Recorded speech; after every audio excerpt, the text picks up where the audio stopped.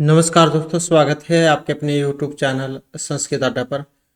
दोस्तों, आज की जो वीडियो इसमें हम करने वाले हैं आपका TGT PGT का एग्ज़ाम 2023 में कोई सा भी हो, चाहे इसमें जैसे कि स्टेट के फार्म निकले हुए हैं या फिर जो आपका एकलव्य मॉडल वाला एग्ज़ाम है और इसके अलावा DT+ भी है या कोई अन्य भी एग्ज़ाम है। तो आज की वीडियो में जो हम यहाँ पर क्वेश्चन करने वाले हैं आपके छंद से संबंधित जो एक क्वेश्चन है जिसमें नियम उदाहरण क्वेश्चन सभी कुछ आ जाते हैं और महत्वपूर्ण जो एक भाग है छंद का है, क्योंकि एग्ज़ाम जो है उसमें छंद वाले क्वेश्चन जो जरूर आते हैं।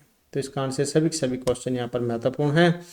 और अगर आप हमारी इनसे पहले वाली वीडियो को अगर आप देखना चाहते हैं तो इसे आप हमारे चैनल की प्लेलिस्ट में जाकर देख सकते हैं। और इसके अलावा अगर कोई कैंडिडेट CTET के फार्म फिल करना चाहता है तो CTET जो इसके भी जो फार्म है वो निकल चुके हैं। तो कंप्लीट डिटेल अगर आप देखना चाहते हैं तो इसके ऊपर जो हमारे द्वारा वीडियो बना दी जाएगी तो उसमें जाकर आप देख लेना। और बात करें आपके स्टार्ट के सिलेबस की, तो यहाँ पर जो हमने इससे पहले आपके जो है ये संज्ञा प्रकरण हो गया और संधि है, समास है और इसके अलावा फिर जो आपके ये प्रत्यय आ जाते हैं, कारक आ जाते हैं, तो ये सभी हमने कंप्लीट कर लिए थे। और फिर आज की जो वीडियो इसमें हम आपके जो छंद जो है उनको कंप्लीट कर लेंगे। उसके बाद फिर नेक्स्ट जो आपके अलंकार आ जाएंगे, फिर नेक्स्ट में हम अलंकारों को करेंगे। तो आज की वीडियो में हम यहाँ पर छंद को करने वाले हैं। तो सबसे पहले जो हम जो छंद है उसके बारे में जान लेते हैं कि छंद के होते क्या हैं। तो छंद जो इसकी उत्पत्ति कैसे हुई है, क्या कुछ है इसमें, इसके अर्थ। तो महर्षि जो कात्यायन है इनके अनुसार यद अक्षम परिमाणम तत्छंद है, अर्थात जहाँ पर अक्षरों की गिनती की जाती है तो वह छंद कहलाता है। और छंद शब्द की उत्पत्ति छादन अर्थ में प्रयुक्त होने वाली धातु छदे आच्छादने से हुई है। आ जाता है कई बार एग्जाम में धातु ही पूछ ली जाए कि छंद शब्द की उत्पत्ति कैसे हुई है, छादनार्थ में प्रयुक्त होने वाली जो धातु है छदी आच्छादनी से हुई है। जिसके अनुसार छंद शब्द का जो अर्थ है भाव या फिर रस का आच्छादन करने वाला हो जाता है। छंदांशी छादनात्, और इसी व्युत्पत्ति से भी यही अर्थ प्रकट होता है कि छंद के द्वारा भाव या रस का आच्छादन किया जाता है, अथवा या फिर कह सकते हैं कि भाव या रस का आच्छादन करने वाला छंद होता है। और कैसे बना है ये, तो छदी आच्छादन यहाँ पर धातु हो गई, घै प्रत्यय हो गया। तो जैसे कि हमने इससे पहले वाली वीडियो में प्रत्यय किए थे घै प्रत्यय, तो ये जो घै प्रत्यय है इसमें क्या है, अशेष बसता है, तो छंद है यहाँ पर बन जाएगा। और इसके अलावा छद आच्छादने और अश्वन प्रत्यय होने पर छंदस रूप ये बनेगा। तो ये तो जो है यहाँ पर इसके रूप की बात। अब जो छंद शास्त्र है, छंद शास्त्र के प्रथमाचार्य कौन है, पिंगल मुनि।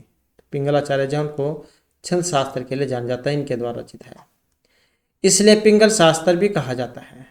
क्या, इसलिए इसे पिंगल शास्त्र भी कहा जाता है क्योंकि आचार्य पिंगल से इनका संबंध है, इनके द्वारा रचित है। प्राचीन नाम जो है इसका ये छंद विचित है और इसके छंद अनुशासन, छंद विवृति, छंदोमान, इन नामों से भी इसको जाना जाता है, ये नाम भी इसके उपलब्ध होते हैं। और जो आचार्य पिंगल है, जन श्रुतियों के अनुसार आचार्य जो पिंगल है महर्षि जो पाणिनि है इनके अनुज थे। और पाणिनि का जो अष्टाध्यायी है इसके समान ही आचार्य पिंगल जो है इनके छंद सूत्रों की अष्टाध्यायी है। जैसे महर्षि पाणिनि को आप जानते हैं अष्टाध्यायी के लिए जाना जाता है, 8 अध्याय है इसमें, तो और 4000 सूत्र है इसमें, 4000 श्लोक। तो महर्षि पाणिनि की जो अष्टाध्यायी है इसके समान ही महर्षि पिंगल के छंद सूत्रों की अष्टाध्यायी है। और छंद शास्त्र के प्रथम आचार्य कौन है, आचार्य पिंगल है। और आचार्य पिंगल का ग्रंथ कौन सा है, छंद सूत्र या फिर पिंगल सूत्र। और इसमें 8 अध्याय 329 सूत्र है। वैसे भी आप याद रख सकते हैं, जैसे महर्षि पाणिनि का है अष्टाध्यायी 8 अध्याय, तो इस प्रकार जो आचार्य पिंगल है इनका भी अष्टाध्यायी कह सकते हैं आप, 8 अध्याय 329 सूत्र। और छंद सूत्रों पर आचार्य हाल युद्ध की वृत्ति मृत संजीवनी भी प्रसिद्ध है। आ जाता है कई बार एग्जाम में कि छंद पर जो वृत्ति लिखी गई है तो किन के द्वारा, छंद सूत्र पर आचार्य जो हल आयुध है, इनकी वृत्ति मृत संजीवनी प्रसिद्ध है। और वृत्तिकारों में यादव प्रकाश और भास्कर, तो इनके नाम भी उल्लेखनीय है। उसके बाद छंद सूत्र पर निम्न टीकाकारों ने टीकाएं लिखी हैं। तो ये जो छंद है इस पर टीकाएं भी लिखी गई हैं। अब ये जो टीकाएं हैं किन के द्वारा लिखी गई हैं, कौन कौन सी टीकाएं हैं, तो ये भी जब क्वेश्चन एग्जाम में आ जाता है तो ये भी जो है आपको पता होना चाहिए। तो जैसे यहाँ पर आचार्य भट्ट हल आयुध है, तो इनकी कौन सी है, मृत संजीवनी है टीका। ऐसे ही आप यादव प्रकाशन की पिंगल नाग छंद विचित भाष्य है। भास्कर राय जो है इनका कौन सी है, भाष्य राज, तो ये इनकी टीका है। इसी प्रकार से यहाँ पर छंद शास्त्रीय प्रमुख ग्रंथ है, जैसे सोवृत्ति तिलक आचार्य किनकी है, क्षेमेंद्र की है। तो ये छंद शास्त्रीय ग्रंथ है सुवृत्ति तिलक क्षेमेंद्र की। छंद अनुशासनम जयकृति के द्वारा रचित। वृत्तनाकर केदार भट्ट का है। और छंदोजरी ये गंगादास की है। और श्रुतबोध महर्षि कालिदास की है। तो इस प्रकार से कुछ ये छंद शास्त्रीय ग्रंथ है। उसके बाद आ जाते हैं यहाँ पर जो छंद है इसमें कुछ परिभाषिक शब्दावली जो आती है। तो इसमें चरण पाद आते हैं। अब ये क्या होते हैं, पाद या फिर चरण। तो पद्य के प्रत्येक चतुर्थ अंश को पाद या फिर चरण हम कहेंगे। जैसे एक पूरा श्लोक होता है तो उसमें जो 4 जो लाइनें हैं, तो पाद या चरण। पद्य के प्रत्येक चतुर्थ अंश को पाद या फिर चरण कहेंगे। यह पद चतुर्थ अंश है। वस्तुतः इनके कारण ही श्लोक को पद्य कहा जाता है। तो पहले और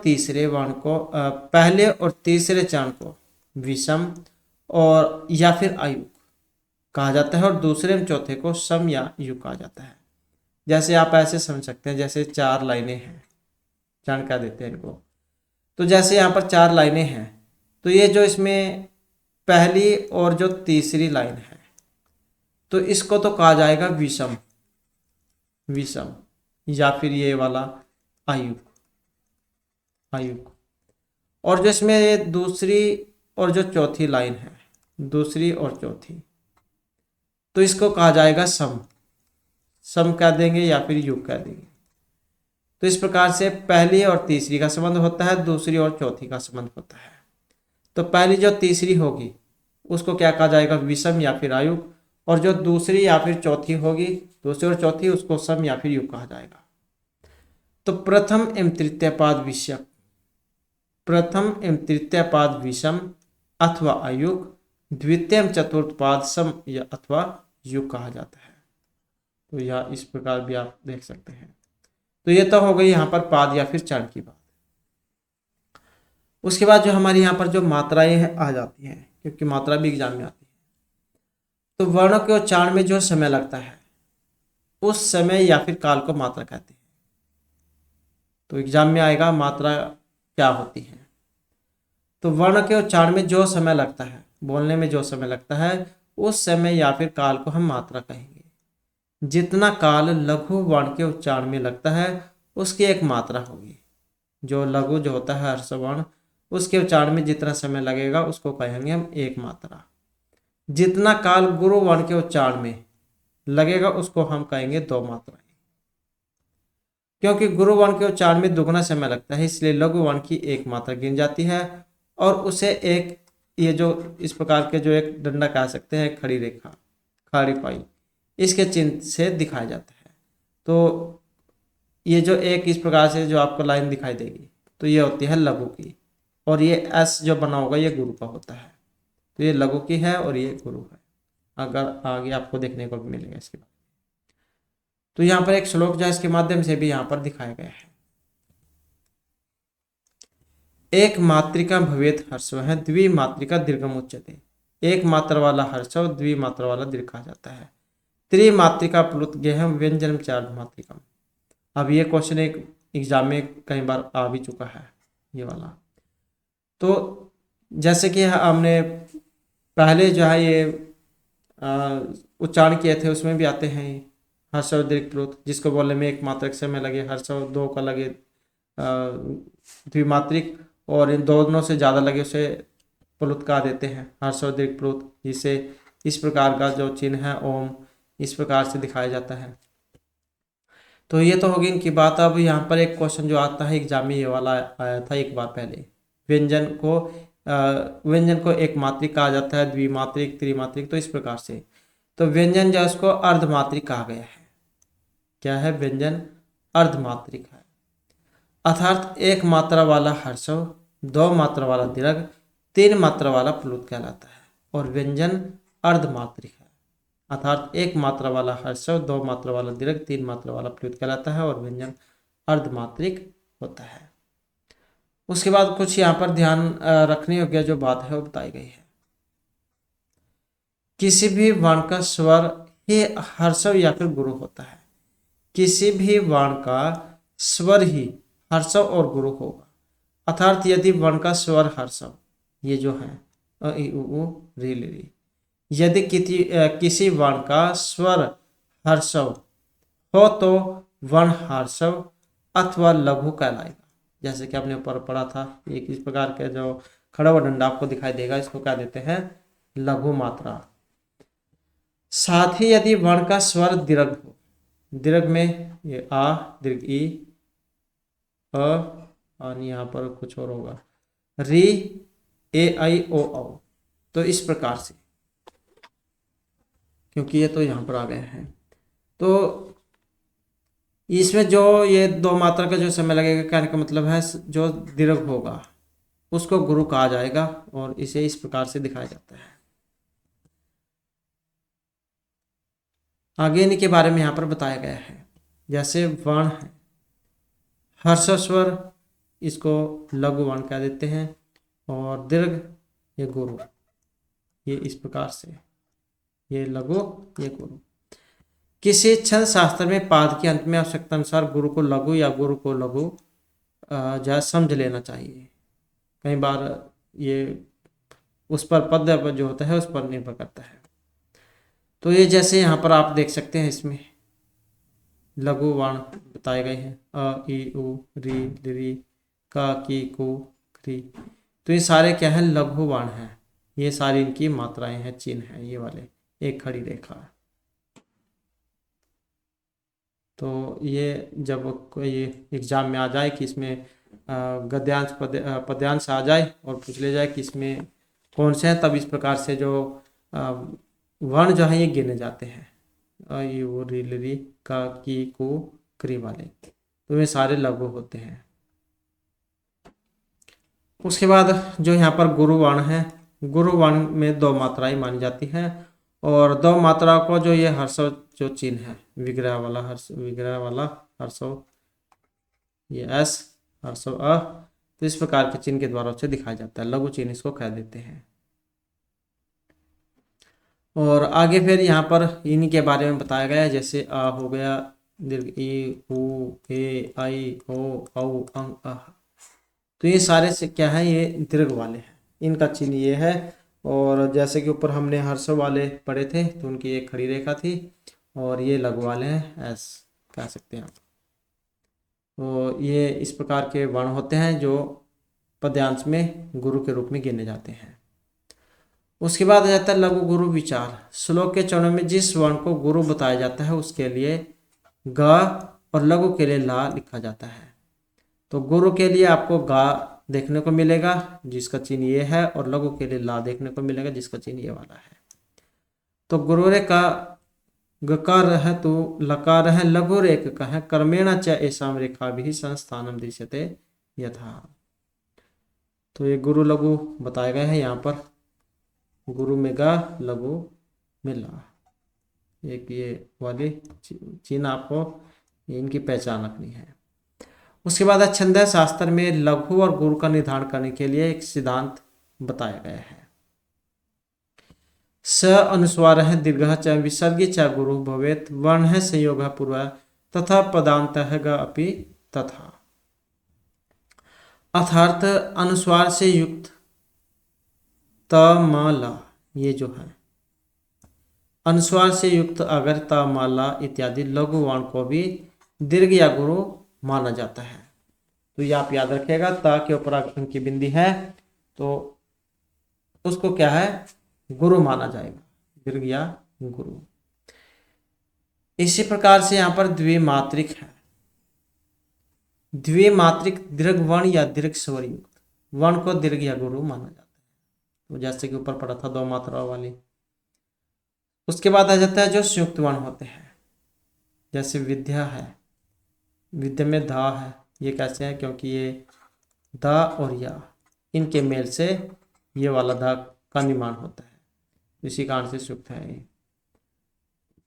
तो यहाँ पर धा हो गया, इंदर है, इसमें न ध र, विद्युत है, इसमें ये वाला धा आ गया, आदि को संयुक्त वर्ण माना जाता है क्योंकि दो वर्णों के मेल से बने हैं। तो इन संयुक्त वर्णों से पूर्व के वर्णों को दीर्घ या लघु दीर्घ या गुरु माना जाता है। तो ये जो संयुक्त वर्ण है, ये जो जैसे कि यहाँ पर बताया गया था इसमें, तो इन संयुक्त वर्णों से पूर्व के वर्ण को दीर्घ या फिर गुरु माना जाता है, जिसका चिन्ह हमने जहाँ ऊपर पढ़ा था। तो इस प्रकार से जो दिखाया जाता है गुरु वाला। और विसर्ग जिस वर्ण के साथ जुड़े हुए हो उस वर्ण को भी गुरु माना जाएगा। तो विसर्गा जिसके साथ होंगी वो भी गुरु ही माना जाएगा। पद अंतस्थ अर्थात चरण या पाद के अंत में यदि लघु वर्ण हो तो गुरु वर्ण की आवश्यकता होने या गण का निर्धारण करने में उससे दीर्घ या गुरु मान लिया जा सकता है। तो कई बार सेंटेंस जो होता है वाक्य जो पद्यांश जो है उसके ऊपर निर्भर करता है। तो कई बार जो बाद में लास्ट में जो लघु वर्ण होगा वो भी हम दीर्घ या गुरु मान लेंगे, परंतु यह नियम विकल्प से है, मतलब हो भी सकता है नहीं भी हो सकता है। और मात्रिक छंदों को, मात्रिक जो छंद है इसमें भी प्राय गुरु लघु का ही यही नियम माना गया है। इनके बारे में आगे पढ़ेंगे हम। उसके बाद एग्जाम में का आता है यति या विराम क्या होता है। तो जो पद्य है इसके उच्चारण में सांस लेने के लिए क्षण भर रुकने का व्यवस्थित विश्राम ही यति है। क्या, जब जैसे कोई हम पद्यांश बोलते हैं और पद्यांश बोलते बोलते हमें कुछ लगे कि यहाँ पर हमें रुकना पड़ेगा तो उसको ही यति या फिर विराम कह देते हैं। और दूसरे शब्दों में उच्चारण काल में जीभ जहाँ अपनी इच्छा से रुक जाती है तो उसे ही हम यति कहते हैं। और यह यति उच्चारणकर्ता की इच्छा के अधीन होती है। कई बार हम उसे थोड़ा जोर लगाकर आगे भी बढ़ सकते हैं या पीछे भी रुक सकते हैं। तो वो कई बार उच्चारण करने वाले के ऊपर भी निर्भर करता है। इसके विच्छेद, विराम, विरति और विश्राम ये पर्यायवाची शब्द है, तो ये भी इनको कह देते हैं। तो यह यति उच्चारणकर्ता की इच्छा के अधीन होती है और इसके विच्छेद, विराम, विरति और विश्राम ये सारे इसी के ही पर्यायवाची हैं। आगे फिर जो पद्यांश है इसके माध्यम से यहाँ पर बताया गया है। यति जहि इष्ट विश्राम स्थानम कवि भी उच्यते सा विच्छेद विराम मध्य पदे वाच्य है निज इच्छया। तो वो अपनी इच्छा पर निर्भर करता है कई बार कर्ता की कि वो कहाँ पर रुकना चाहता है। तो श्लोक में नियत स्थान में किए गए पदच्छेद को ही यति कहते हैं। और यदि इसमें कोई व्यतिक्रम होता है तो वह यति भंग दोष कहलाता है। और यति के संबंध में विभिन्न आचार्यों में अलग अलग मतभेद है। तो श्लोक में यदि नियत स्थान में किए गए पदच्छेद को यति कहते हैं और यदि इसमें कोई व्यतिक्रम हो तो वही उसे हम यति भंग दोष कहेंगे। उसके बाद यति को मान्यता प्रदान करने वाले जो आचार्य हैं जैसे पिंगल मुनि है, वशिष्ठ है, कौंडिन्य है, कपिल मुनि है और कंबल मुनि है। तो ये तो है यति को मान्यता प्रदान करने वाले आचार्य हैं। उसके बाद कुछ अमान्यता वाले भी हैं, क्योंकि जैसे एक परिवार है, आस पड़ोस है, तो उसमें सभी के अपने अपने मत होते हैं, विचार होते हैं। इसी प्रकार से कुछ मानने वाले भी होते हैं, कुछ नहीं भी मानने वाले होते हैं। तो यहाँ पर मान्यता में कौन कौन है, तो इसमें भर है, कोहल है, मांडव्य है, अश्वतर है और शतव है। तो ये यति के समर्थक नहीं है। तो पिंगल, वशिष्ठ, कौंडिन्य, कौमिल और कुंभल मुनि, इनको जो है यति का समर्थक माना गया है। तो ये तो थी बात यति की। अब आ जाता है गण की बात। गण क्या होता है? 3 वर्णों के समूह को हम गण कहेंगे। ये भी एग्जाम में आ जाता है, गण क्या होते हैं। तो 3 जो वर्ण होंगे, जैसे कि आगे भी बताया गया, ये वाले जो तो 3 वर्ण हैं, इनको जब हम मिलाएंगे तो उसे कहा जाएगा गण। जैसे चरण, चरण, चरण। शब्दों में 3 वर्ण चरण है, इसलिए इसको एक गण हम कहेंगे। और गण के निर्धारण में पूरे पूरे 3 वर्णों को हम ही लिया जाता है, ये नहीं है कि आधा लिया गया, नहीं। तो गण के निर्धारण में पूरे पूरे 3 वर्णों को लिया जाता है और हलंत अथवा व्यंजनों को नहीं गिना जाता। तो ये आप याद रखिएगा। जैसे लोप जो होते हैं, जैसे ये है ल, या प, लयप, तो ये आधा है और ये हलांत है, इसको छोड़कर या शेष बचता है, हमने जैसे कि प्रत्यय किए थे। तो ऐसे ही क्या है, हलंत या फिर जो अथवा व्यंजन है उनको नहीं गिना जाता है। तो ये आप याद रखिएगा। और ये गण संख्या में कितने होते हैं? 8 होते हैं। एग्जाम में आ जाता है कई बार, गण कितने होते हैं, तो इनकी संख्या 8 होती है। अब ये एक यहाँ पर सूत्र है जिसके माध्यम से आप गण को हल कर सकते हैं और एग्जाम में पूछा जाता है। यमाता राजभान सलगा, ये आसानी से आप याद रख सकते हैं। यमाता राजभान सलगा, आगे फिर इसी का फार्मूला बताया गया है। तो ये सूत्र है जो आपको याद होना चाहिए।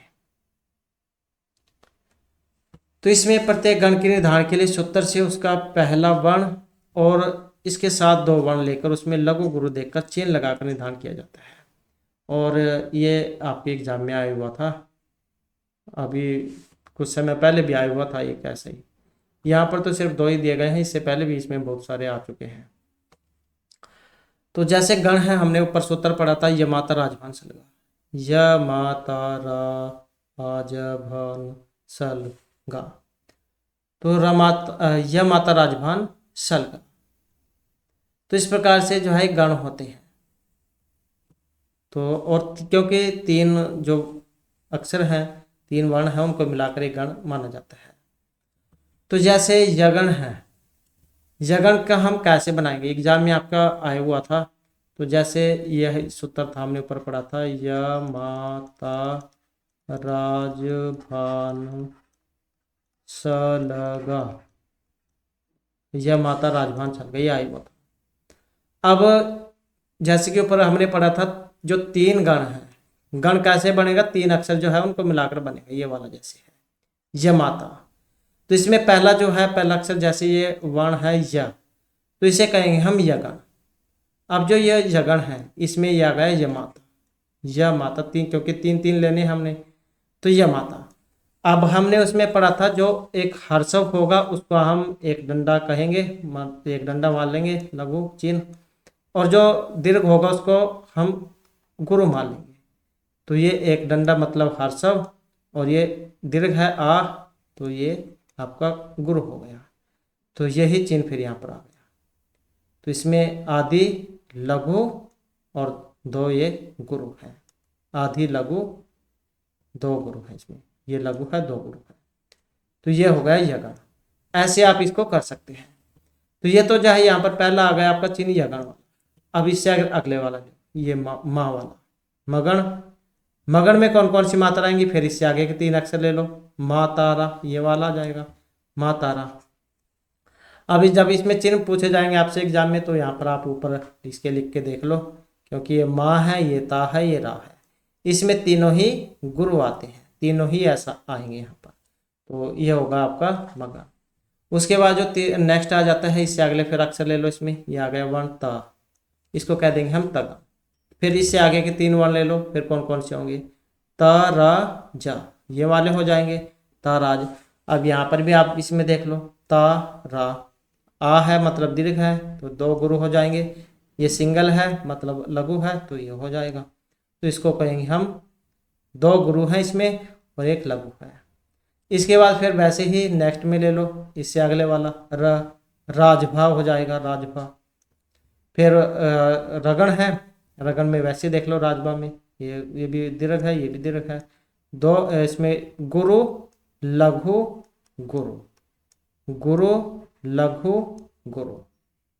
फिर इससे अगला वाला ले लो जगण, इसमें फिर आगे के 3 ले लो, जबान, जबान हो गया।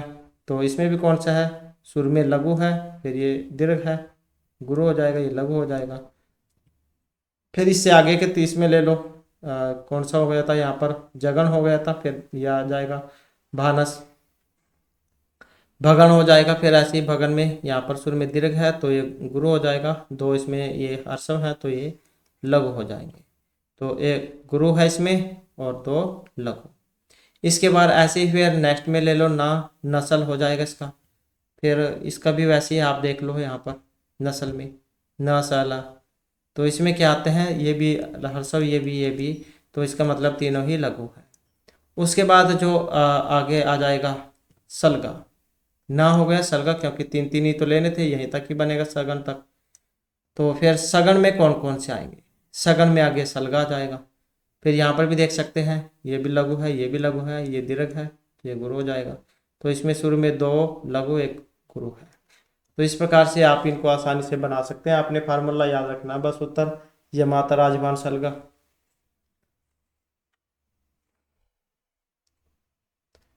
अब यहाँ पर कुछ इनको भागों में बांटा गया था, वैदिक और लौकिक में,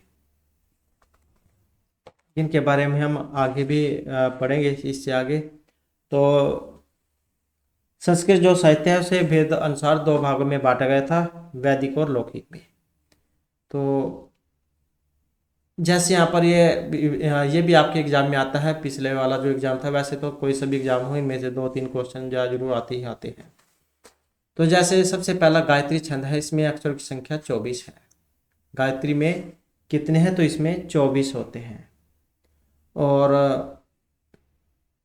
उसके बाद उष्णिक गायत्री, इसे आप ऐसा याद रख सकते हैं, गायत्री उष्णिक अनुष्टुप वृत्ति पंक्ति त्रिष्टुप जगती।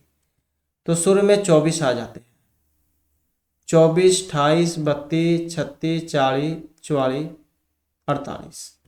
तो चर जो आपने इसमें जोड़ते चला जाना है, बस एक संख्या आपको सीधी याद रखनी है, गायत्री उष्णिक अनुष्टुप वृत्ति पंक्ति त्रिष्टुप जगती।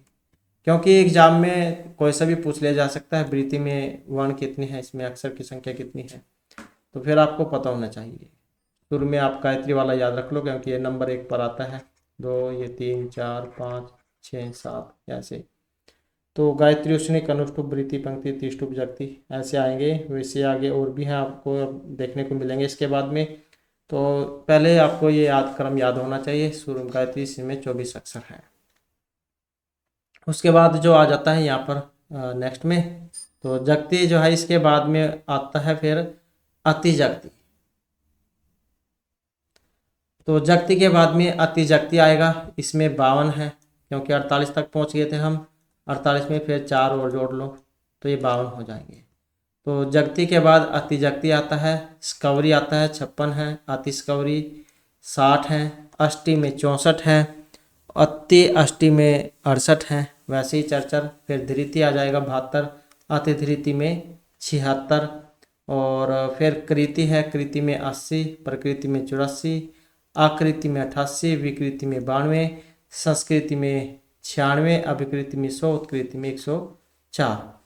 तो इस प्रकार से ये पिछले साल जो एग्ज़ाम हुआ था उसमें ये आया हुआ था, शायद से लास्ट वाला था उसमें।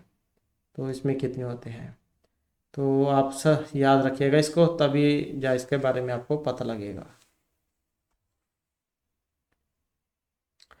उसके बाद आ जाता है यहाँ पर जो छंद के भेद, जैसे कि हमने बात की थी अभी, संस्कृत साहित्य में भेद अनुसार छंद, ये इसके 2 भेद बताए गए हैं, वैदिक और लौकिक छंद। तो वैदिक छंद क्या होते हैं, वैदिक साहित्य सृजन में प्रयुक्त हुए छंद वैदिक छंद कहलाते हैं। और वैदिक छंदों में कुछ छंद पाद आधारित होते हैं और कुछ छंद संख्या आधारित होते हैं। ऋग्वेद में 13 छंद हैं, और यजुर्वेद में 8 छंदों का और अथर्ववेद में 5 छंदों का प्रयोग देखने को मिलता है। तो ऋग्वेद में 13, यजुर्वेद में 8 और अथर्ववेद में 5। तो 13 और 8 21 और 5 26। तो समस्त प्रकार के वैदिक छंदों की जो संख्या 26 बताई गई है। तो ये तो था वैदिक। अब लौकिक, यहाँ पर लौकिक जो छंद है ये 4 चरणों या फिर पादों में युक्त श्लोक को पद्य या फिर वृत्त कहते हैं, जिसमें 4 लाइनें होगी कह सकते हैं आप। तो लौकिक छंद क्या है? 4 चरण या पाद से युक्त श्लोक को हम पद्य या वृत्त कहेंगे। और छंद के भी आगे 2 भेद बताए गए हैं, एक होता है वृत्त और दूसरा होता है जाति। तो किस क्या है? छंद के आगे 2 भेद है। लौकिक जो है इसका 4 चरण या पद्य से युक्त श्लोक को हम पद्य या वृत्त कहेंगे, और छंद के आगे 2 भेद हैं, वृत्त एवं जाति। तो अब यहाँ पर वृत्त आ जाता है। वृत्त क्या है? वृत्त में अक्षरों की गणना गुरु, लघु एवं 8 गणों के आधार पर की जाती है। जैसे कि ऊपर हमने गुरु, लघु पढ़ा था और 8 गण पढ़ा था चरण वाला, मतलब एक को मिलाकर जो बनता है, ये मात्रा, राजभान, सड़गा वो वाला। तो परंतु जाति की मात्राओं की गणना इसमें की जाती है। वृत्त में अक्षरों की गणना गुरु, लघु और 8 गणों के आधार पर की जाती है, परंतु जाति में मात्राओं की गणना की जाती है। तो वृत्त में तो अक्षरों की गणना गुरु, लघु एवं 8 गणों के आधार पर होती है, परंतु जो जाति है उसमें मात्राओं के आधार पर होती है। तो ये आप याद रखिएगा। वृत्त में अक्षरों की गणना गुरु, लघु के आधार पर और 8 गणों के आधार पर होगी, लेकिन जाति में ये मात्राओं के आधार पर होगी। अब आ जाते हैं यहाँ पर वृत्त या फिर जो वाणिक छंद है ये क्या होते हैं। तो जहां पाद या चरण में गणों के आधार पर वर्णों की गणना कर छंद का निर्धारण किया जाता है। जहां पाद या फिर चरण में गणों के आधार पर वर्णों की गणना कर छंद का निर्धारण किया जाता है, तो यह वृत्त या वाणिक छंद कहलाता है। तो क्या होगा? जहां पाद या चरणों में गणों के आधार पर वर्णों की गणना कर छंद का निर्धारण किया जाता है, तो वह वृत्त या वाणिक छंद कहलाएगा। जैसे इसमें अनुष्टुप जो छंद है ये आ जाता है।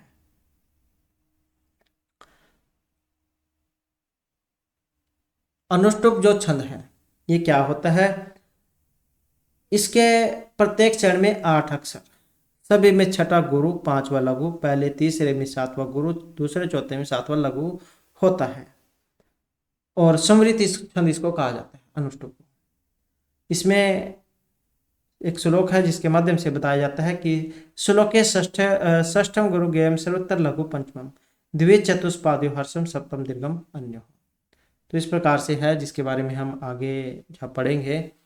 तो यह अनुष्टुप छंद है कि जहाँ पाद या चरण में गणों के आधार पर वर्णों की गणना कर छंद का निर्धारण किया जाता है, तो वह वृत्त वाणिक छंद कहलाएगा।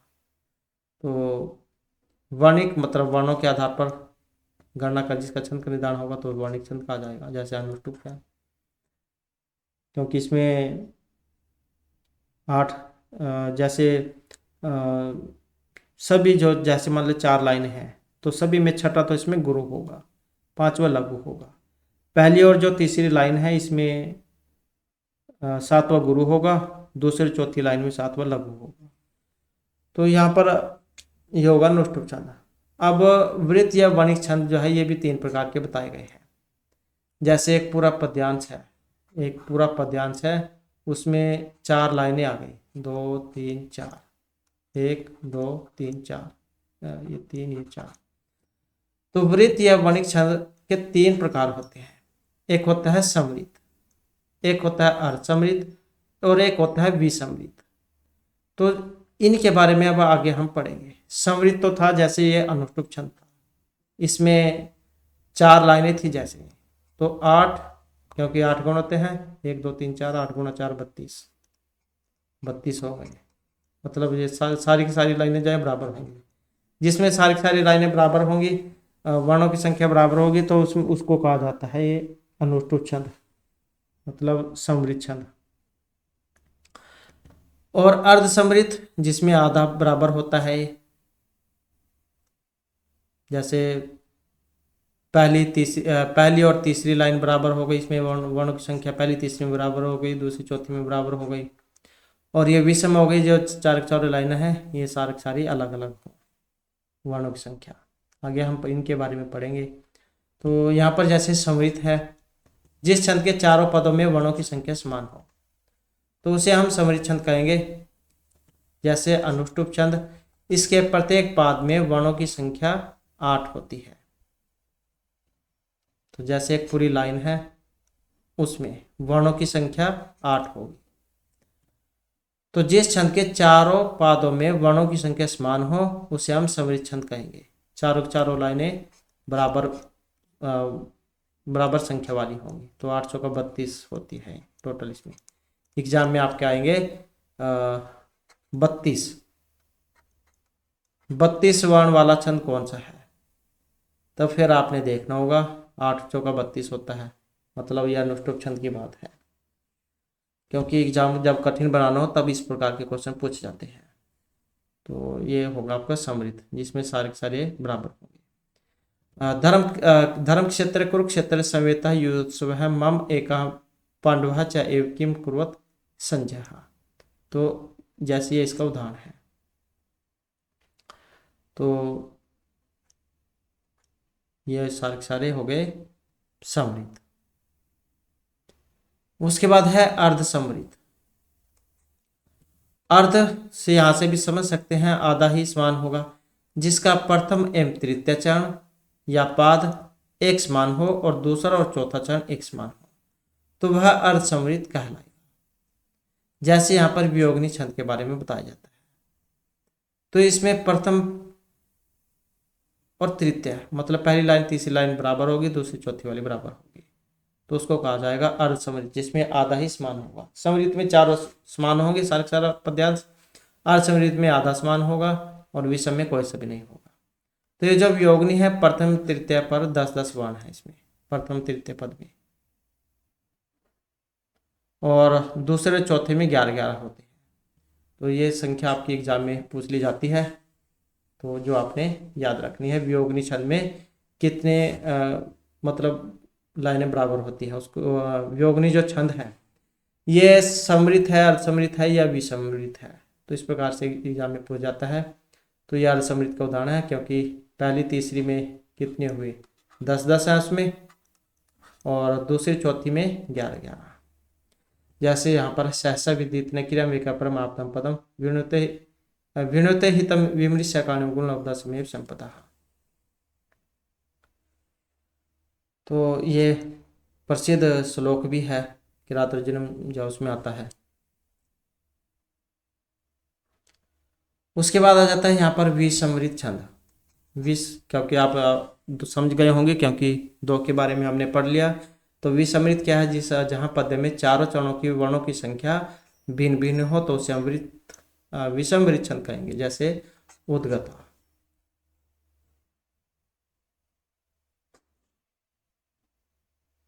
जैसे यहाँ पर इसमें दिया गया है प्रथम सहजौ यदि सलौ च न सज गुरु काव्यानंतरम यदि यथा भजन भन जलगहा शिवरथ सजसा जगौ स भवती एवं उद्गता। तो इस प्रकार से सारे अलग अलग हैं। तो इसको ये उसका उदाहरण है। तो ये तो थे जो हमने पढ़े थे वर्णिक वाले। अब जो दूसरे यहाँ पर जाति हैं, जिन्हें मात्रिक छंद भी कह देते हैं, अब ये क्या होते हैं मात्रिक? जहां पद्य की गणना के आधार पर छंद निर्धारण किया जाता है। क्या? जहां पद्य की गणना के आधार पर छंद का निर्धारण किया जाएगा तो वह जाति या मात्रिक छंद कहलाता है। जैसे आर्य छंद है, तो इसमें आता है आर्य छंद। अब ये भी आपके पूर्व जो एग्जाम था पिछले वर्ष वाला, उसमें आया हुआ था आर्य छंद। इसमें मात्राएं पूछी गई थी। यस्यः पादे प्रथमे 12 मात्रः तथा तृतीयापि 18 द्वितीय चतुर्थे पंचदश आर्य। क्या? कि जिस मात्रिक छंद में प्रथम, मतलब पहली लाइन जो है प्रथम और तृतीय, प्रथम और तृतीय पाद में थी 12-12 मात्राएं। कितनी? 12-12 प्रथम और तृतीय में। द्वितीय जो है इसमें थी 18 और जो चतुर्थी इसमें थी 15। तो इस प्रकार से था ये। प्रथम तृतीय में 12-12, दूसरे में 18, चौथे में 15 मात्राएं जिसमें हो उसे विषम मात्रिक छंद कहा जाता है। तो ये सहपादे प्रथम द्वादश मात्रा तथा तृतीयापि अष्टादश द्वितीय चतुर्थ के पंचदश आर्य, उसको आर्य छंद कहा जाता है।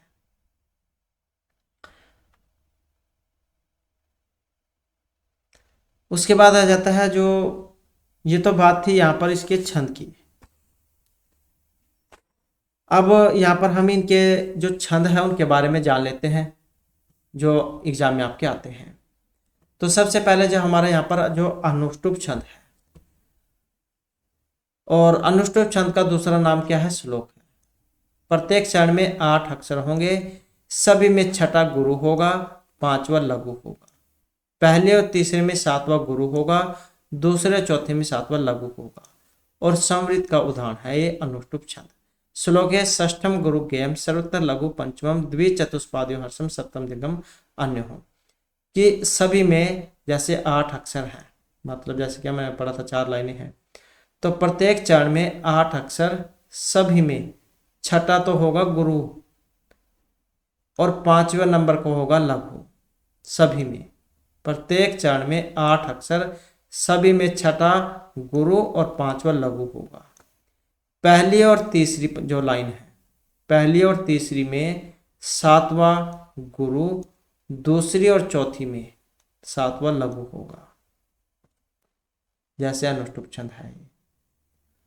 उसके बाद आ जाता है जो इंद्र वज्र छंद है। और ये जो इंद्र वज्र जो छंद है इसमें कितने होते हैं अक्षर? इसमें जो अक्षर है 11 होते हैं। और ये भी आपने याद रखना है कितने अक्षर होते हैं इसमें? 11। और ये लक्षण आपके एग्जाम में आ सकता है कि इंद्र वज्र छंद का लक्षण कौन सा है। स्याद इंद्र वज्र यदि तव जुगौगा है, तो ये इसका लक्षण है। और वन इसमें ये हो गए अक्षर, मतलब 11। तगण, तगण, तव मतलब 2 तगण है, 1 जगण है, गौ मतलब 2 गुरु है। तो 2 तगण, 1 जगण, 2 गुरु होते हैं। समृद्ध छंद का ये उदाहरण है इंद्र वज्र। इसका जो श्लोक है, अर्थो ही कन्या प्रक्रियता माध्य संप्रेष्य परिगृहित हो, जातो मैं विस्तय प्रकामम पर अर्पित न्यासी अंतरात्मा। तो ये जो है श्लोक है और अभिज्ञान शकुंतलम में से जो लिया गया है, तो इसमें आता है।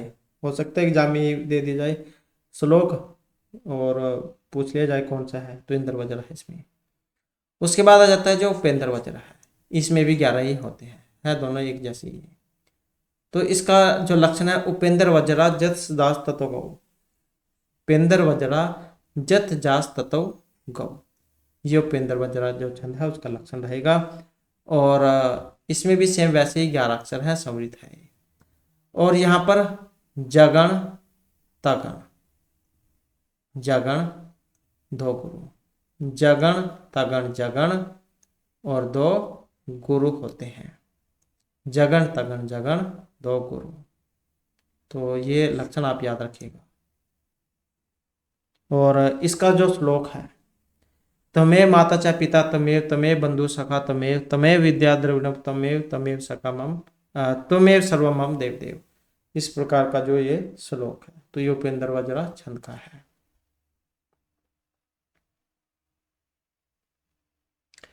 उसके बाद आ जाता है उपजाति छंद। अब जो उपजाति है ये मिश्रित छंद माना जाता है। इंद्र वज्रा जो उपेंद्र वज्रा, इन दोनों का मिश्रण माना जाता है उपजाति छंद को। नेक्स्ट आ जाता है वसंस छंद। जो वसंस छंद है इसमें होते हैं 12 अक्षर। वेरी वेरी इंपॉर्टेंट है सभी की सभी, बस इतने ही हैं और इन्हीं के अंदर से आपके एग्जाम में आएगा। इनको अगर आप याद कर लो तो 4-5 नंबर आपके बन जाएंगे। तो वसंत छंद कितने होते हैं? 12 अक्षर होते हैं इसमें। ये लक्षण है जैतवतु वसंतम उदरीतम जल। कौन कौन से? जगण तगण, जगण तगण जगण रगण, जगण तगण जगण रगण, जगण तगण जगण रगण।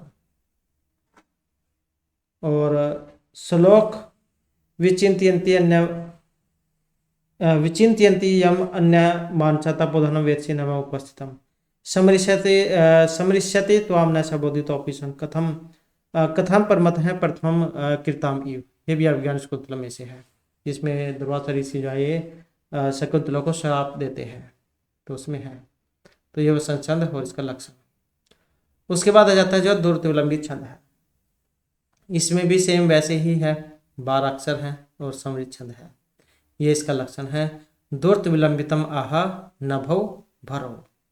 तो यहाँ पर भी नगण, दो भगण और रगण, नगण दो भगण रगण 12 होते हैं इसमें भी। तो ये संख्या जरूर याद रखिएगा। द्रुत विलंबितम आह नभो भरो। और इसका जो श्लोक है द्रुत गति ही पुरुष धन भाजनम भवति मंद गति सुखोचित है द्रुत विलंबितम खेल गति निरिप है सकल राज्य सुखम प्रियमस्मृते। ये वाला श्लोक है। उसके बाद है भुजंग प्रियात। भुजंग प्रियात इसमें 12 अक्षर हैं, समृद्ध है ये भी। ये इसका लक्षण है भुजंग प्रियातम चतुर्भी यकार। आसानी से याद रख सकते हैं। 4 य आते हैं इसमें, 4 यगण, 4 य। भुजंग प्रियातम चतुर्भी यकार, 4 या 4 × 12 ऐसे आप याद रख लो, जैसे भी आपको ठीक लगता है। तो 4 यगण आते हैं भुजंग प्रियात में। उसके बाद आ जाता है नेक्स्ट में है यहाँ पर प्रहर्षणी। प्रहर्षणी जो छंद है इसमें 13 अक्षर होते हैं। ये भी समृद्धि माना गया है, ये इसका लक्षण है प्रहर्षणी का। मनोजरो ग स्त्र दस्यति प्रहर्षणी। तो इस प्रकार का है कुछ ये इसका लक्षण। 13 अक्षर है इसमें भी। वैसे ही मगण, नगण, जगण, रगण, गुरु, मगण, नगण, जगण, रगण और गुरु। तो ये प्रहर्षणी है और इसमें होते हैं 13। उसके बाद आ जाता है जो वसंतिल का है।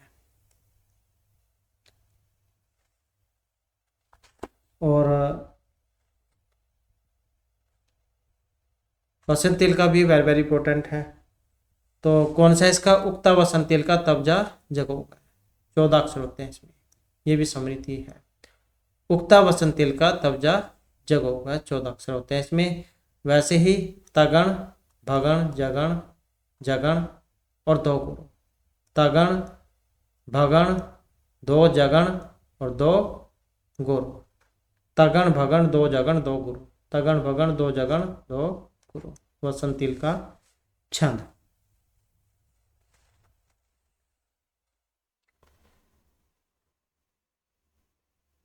इसमें भी एक श्लोक आता है पापात निवारिति योज्यते हिताय गुह्यम निगुह्यति गुणान प्रकटीकरोति अवगतम न जहाति ददाति काले सत्मित्र लक्षणम इदम निगदन्ति संत है। तो अच्छे मित्र जो उसके बारे में बताया गया था। सत्संगति अच्छे मित्र को क्या क्या काम कराती है। तो ये वसंतिल का छंद है। उसके बाद आ जाता है जो मालिनी है। मालिनी जो छंद है इसमें 15 अक्षर होते हैं, समृद्ध है ये भी। और ये इसका लक्षण है नन में युते मालिनी भोगी लोग। अब एग्जाम जो है एग्जाम में पूछे जाते हैं। ये जितने भी आगे के हैं सारे वेरी वेरी इंपॉर्टेंट है, वेरी वेरी इंपॉर्टेंट। क्योंकि यहाँ पर क्या डिफरेंस आ जाता है, जैसे मालिनी है इसमें तो 15 अक्षर है, समृद्ध है। ये इसका लक्षण आपने याद कर लिया, नन में युते मालिनी भोगी लोग। अब एग्जाम में ये पूछा जाता है भोगी में कितने हैं और लोकी में कितने पर यति होती है।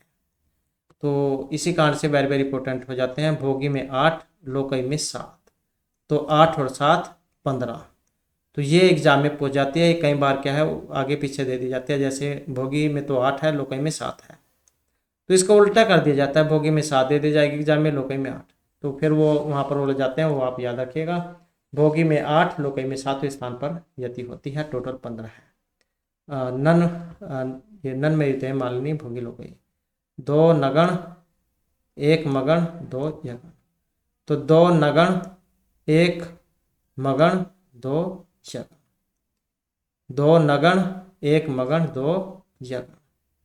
उसके बाद आ जाता है मंदक्रांत, जो मेघदूत है, सारक जो है मंदक्रांता छंद में है। अब यहाँ पर भी सेम वैसे ही इसमें 17 अक्षर है, समृद्ध है ये भी, ये इसका लक्षण रहेगा। मंदक्रांतम रुधिर रस गंभर्भो बनो तो ग युग्मम, इस प्रकार का है। या फिर दूसरा वाला भी है एक और, मंदक्रांता जल्दी सट गंभर्भो न तात गुरु चेत, एक ये वाला भी है। जो भी आपको ठीक लगता है वो आप याद रख सकते हैं। मंदक्रांता जल्दी सट गंभर्भो न तात गुरु चेत, या फिर ये वाला। और यहाँ पर भी सेम वैसे ही यति के बारे में एग्जाम में आता है। तो जल्दी या फिर अम्बुधि जो है चौथे स्थान पर रहती है, रस में छठे और नग में 7वें स्थान पर यति होती है। तो वैसे ही जल्दी में चौथे और अगई जो है ये रस में छठे, नग जो है इसमें मतलब तो इसमें 7वें पर है। 6, 4, 10 और 7, 17। तो अम्बुधि में 4, रस में 6 और नग में 7वें स्थान पर यति है। तो इस प्रकार से 17 हो जाते हैं यहाँ पर। कश्चित कांत विरह गुरुना सवाधिकारात प्रमत है, सापिनस्तम गति महिमा वर्ष भोग्यन भर्त हो, यक्षः चक्र जनक तन्या स्नान पुण्योदकेशु स्निग्ध छाया तुलसी वस्ती में रामगिरी आश्रमीसु। इस प्रकार का श्लोक है इसमें मेघदूत में। तो ये 17 है और ये संख्या आपने याद रखनी है। अम्बुधि में 4, रस में 6, नग में 7। उसके बाद आ जाता है जो यहाँ पर नेक्स्ट में शिखानी छंद, इसमें भी 17 ही होते हैं। तो इसमें दोनों में यहाँ पर 17 है। मंदक्रांत में भी 17 है, शिखानी में भी 17 है। समृद्ध है ये भी, ये इसका लक्षण है। रस रुद्र छिन्न यमन से लागे शिखानी। तो यहाँ पर भी सेम वैसे ही, रस में 6, रुद्र में 11 स्थान पर यति होती है, टोटल रहेंगे 17 अक्षर।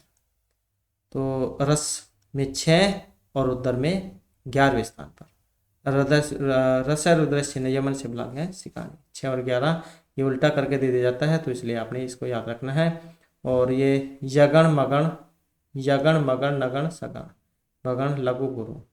तो यगण मगण नगण सगण भगण और फिर लघु और गुरु। तो ये वाला यगण मगण नगण सगण भगण लगण गुरु।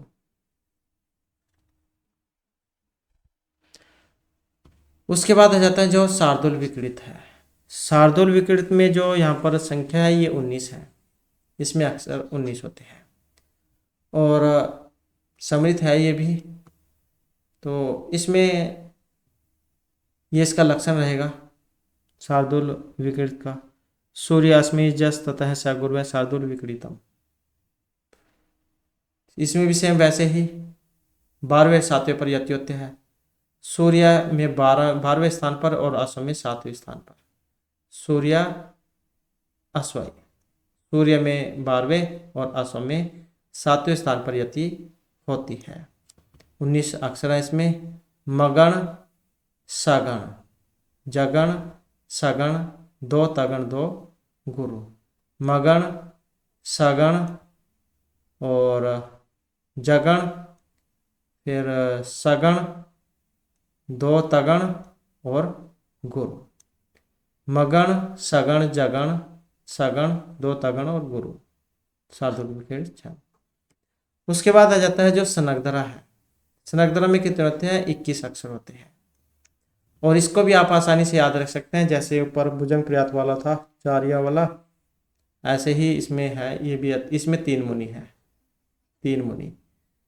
तो इसको भी आसानी से आप याद रख सकते हैं। मेभ्रिय नाम त्रयन त्रिमुनि यतियुक्ता सनगधरा कृति तेयम। तो त्रिमुनि है इसमें, 3 7 7 के क्या है, इस प्रकार से आप याद रख सकते हैं। त्रिमुनि मतलब 3 7 7 के।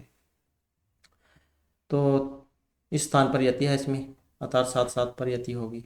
मुनित्रय 7 21 ऐसे याद रख सकते हैं। मगण रगण भगण नगण यगण मतलब 3 यगण आएंगे इसमें बाद में। तो ऐसे आप इसको याद रख सकते हैं।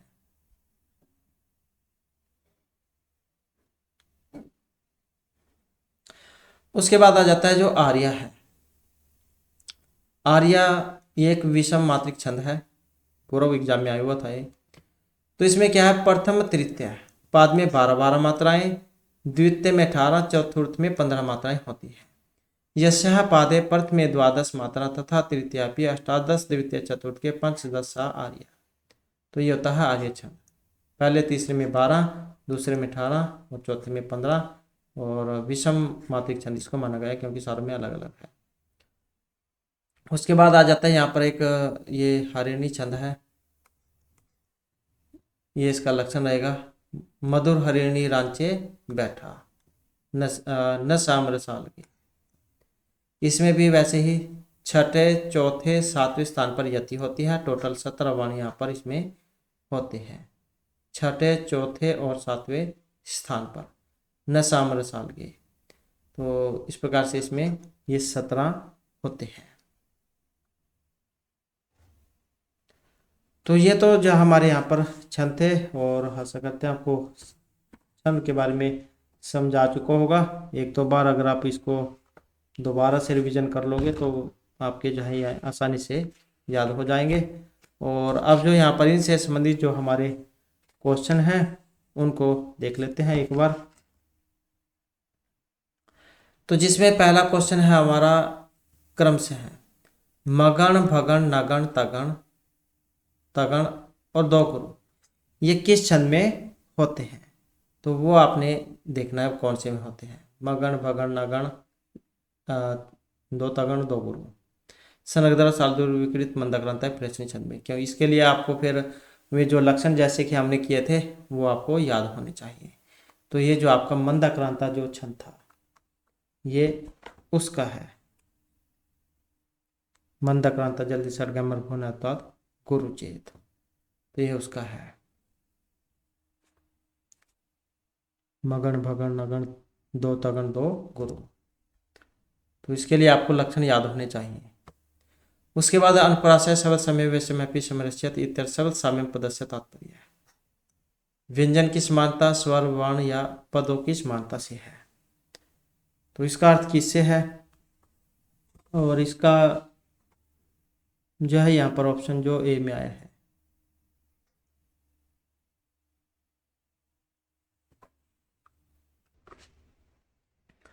उसके बाद आ जाता है नेक्स्ट हमारा उदेति पूर्व कुसुम तथा फलम उपयुक्त चरणे छंद सह नाम अस्ति। तो उदेति पूर्व कुसुम तथा फलम, पहले फूल खिलता है उसके बाद ही फल लगता है। तो इसमें भी छंद ही बताना है आपने इनको गिन कर। तो धूर्त विलंबित है, उपेंद्र वज्रा वसंत या फिर उदित छंद है। अब छंद कौन सा है इसमें, और छंद को देखें तो कौन सा है इसमें, ऑप्शन सी वाला। तो वसंत छंद का यहाँ पर ये इसमें लक्षण है। और वसंत छंद के बारे में हमने इसमें पढ़ा था, जैतवतु वसंतम उदृतम जरो। उसके बाद है द्वादशे सप्तमे च स्थाने कस्मिन छंदसी यति भवति, किसमें, 10वें में और 7वें में, मतलब 17 वाला है। अब ये 17 वाला कौन सा वो आपने देखना है। सालिनी में है, मंदाक्रांता शिकानी या फिर साधुरी विकृत छंद में है। तो 17 वर्ण होने चाहिए, 17 अक्षर। ये कौन कौन से हैं जिसमें 10 और 7वें स्थान पर यति हो, तो ये फिर इनमें कौन से वाला है। अब ये जो इनमें आया है जो ऑप्शन 4D में दिया गया है, तो ये जो शार्दुल विकृत जो छंद है,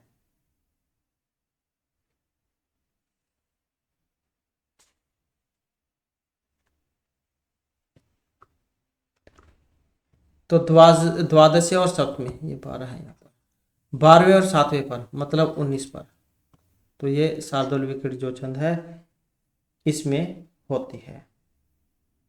सूर्यास्मी यदि मैं स जब वो सतत का शार्दुल विकृतम। उसके बाद है छंदसु चतुर्दश वर्णात्मकम छंद अस्ति, चतुर्दश वर्णात्मकम तो 14 वाला। रथ उदता है, शिखानी है, मालिनी है या वसंत तिलका है। तो चतुर्दश वर्णात्मकम मतलब 14 वाला बताना आपने कौन सा है इसमें। अब 14 कौन से में होते हैं, 14 जो होते हैं जो ऑप्शन डी में दिए गए हैं। वसंतिल का छंद में। और इसके बारे में हमने पढ़ा था, उक्ता वसंतिल का तब जो जग उगा है। तो इसमें होते हैं 14। उसके बाद है नसम रसालगः षड्वेदे हरिणी मतः अस्मिन् लक्षणे हय पदस्य तात्पर्यमस्ति। सप्तभी चतुर्भी वाजिभी या अश्वभी। तो ये किससे है, और ये इसमें जो यहाँ पर माना गया है जो ऑप्शन ए में आया है, तो ये सप्तभी मतलब 7वें से इसका अर्थ लिया गया है। जैसे हमने हरिणी छंद पढ़ा था, मधुर हरिणी रांचे बैठा, तो इसमें छठे, चौथे और 7वें स्थान पर जो इसमें यति थी, तो ये 7वां है यहाँ पर।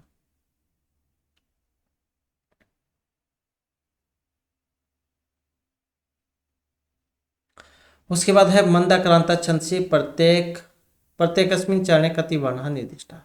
मंदाक्रांता छंद के प्रत्येक चरण में कितने वर्ण होते हैं, अष्टादश, सप्तदश, त्रयोदश या पंचदश। तो मंदाक्रांता में कितने होते हैं, तो कितने हैं इसमें 17 होते हैं। तो कौन सा हो जाएगा यहाँ पर, ये 18 है, ये 13 है, ये 15 है, ये 17 है। तो यही जो इसका हो जाएगा। उसके बाद है विनय वारित विवृत्ति ही तस्या न विवृता मदन है न स संवृत है। उपयुक्त उदाहरण छंद है, तो इनमें उदाहरण जो है ये जो है इसमें छंद कौन सा है, रथ उदता है, संस्था है, द्रुत विलंबित है या वसंतिल का छंद है। तो कौन सा छंद है यहाँ पर, और इसमें है द्रुत विलंबित छंद। द्रुत विलंबितम आह नभो भरो। तो कितने होते हैं इसमें, 12। उसके बाद है भुजंग प्रयात छंद से चतुर्वारम कथम गण है। तो भुजंग प्रयात के हम बारे में हमने पढ़ा था, छंद के बारे में भुजंग प्रयात में। तो भुजंग प्रयात इसमें पढ़ा था हमने, भुजंग प्रयातम चतुर्भी यकार, मतलब 4 आते हैं या 4 या आते हैं, जो कहां पर या ऑप्शन 1 में दिए गए हैं। उसके बाद है भानु सुकृत युक्त रंग है एवं उपयुक्त चरणे छंद है विद्यते।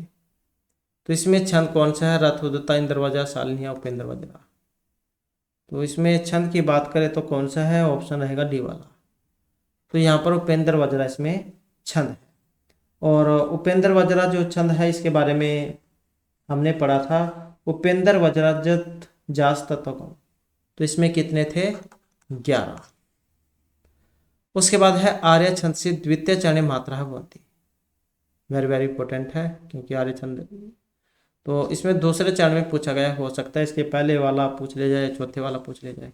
तो यहाँ पर बात द्वितीय की हुई है, 18 है, 13 है, 15 है या द्वादश 12 है। अब 13 तो इसमें होते ही नहीं है, ये तो 12 है, और या फिर कितने हैं, 15 या 18। तो दूसरे वाला पूछा गया इसमें, तो दूसरे में कितने होते हैं, और दूसरे की बात करें तो कौन सा है यहाँ पर, ऑप्शन ए वाला। तो यही शायद पूछा गया था पिछले एग्जाम में। तो यहाँ पर जो इसमें 18 ये हो जाएंगे। तो ये तो बात हुई इसके दूसरे की। अगर पहले और तीसरे की एग्जाम में आ जाए तो पहला और जो तीसरा है इसमें कितने हैं, 12, और दूसरा हो गया 18, और फिर चौथा जो है, चौथे में 15 है। उसके बाद है अनुष्टुप छंद से पंचम अक्षर भवती। अनुष्टुप छंद का 5 अक्षर होते हैं। अब जो अनुष्टुप छंद है इसमें हमने श्लोक पढ़ा था, श्लोके षष्ठम गुरुगेयम सर्वोत्तर लघु पंचम द्वितीय चतुष्पाद्यो हर्षम सप्तम दीर्घमन्यु। तो 5वां जो है अनुष्टुप छंद में जो पंचम अक्षर है, 5वां अक्षर ये होता है। अब जो यहाँ पर इसमें होता है फिर कौन सा है, तो जो ऑप्शन सी में दिए गए हैं। तो सभी जगह जो 5वां जो है ये लघु होगा और छठा वाला गुरु होगा। और पहली और जो तीसरी है, पहले और तीसरे में 7वां कौन सा होगा, गुरु होगा। 7वां कौन सा होगा, गुरु। और दूसरे और चौथे में ये लघु होगा। तो पहले तीसरे में 7वां गुरु, दूसरे और चौथे में 7वां लघु। उसके बाद है अधोनिर्देश पद्य में छंद का निर्देश करे। खगा वासुपेता श्लील मगह मुनिजना प्रदीप्त अग्नि भाति परिविचरती धूम मुनि वनम परिभ्रष्ट दुराद रवि रापीश है संक्षिप्ति कर्ण हो रथम व्यवृता सौ प्रविष्टि स्नेह अशिखरम। इस प्रकार का जो है यहाँ पर, तो इसमें भी वैसे ही बताना है। तो मंदक्रांत है, अरणी, शिखरणी, शार्दूल विकृत, कौन सा यहाँ पर छंद प्रयोग में आया है, और इसको देखें तो कौन सा ऑप्शन सी वाला हो जाएगा। फिर यहाँ पर शिखरणी जो छंद है उसका यहाँ पर इसमें प्रयोग किया गया है।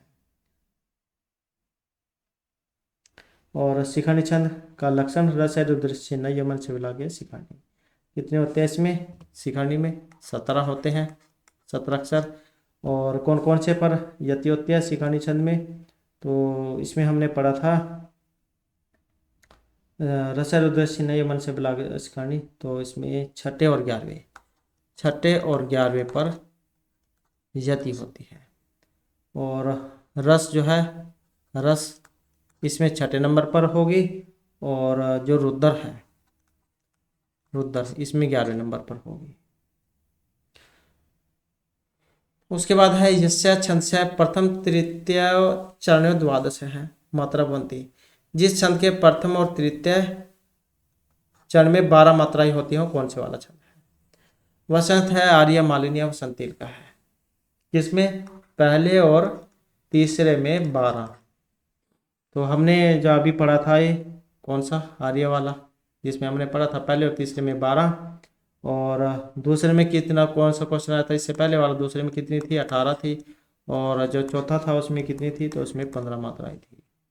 उसके बाद हितम मनोहारी च दुर्लभम वचन, हितकारी मनोहर वचन दुर्लभ होते हैं। सूक्ति भी है ये वेरी वेरी इंपॉर्टेंट, क्या किरातार्जुनीय जो है उसमें से ली गई है। अब यहाँ पर इसमें सूक्ति भी आ जाती है और छंद भी पूछ लिया गया है। तो उपेंद्र वज्रा, इंद्र वज्रा, अनुष्टुप या वसंत छंद, कौन से वाला छंद है इसमें? अब यहाँ पर देखें तो ऑप्शन कौन सा है? डी वाला हो जाएगा। तो वसंत छंद आया है इसमें, जातव तो वसंत मुद्रितम जरो। तो 12 होते हैं इसमें।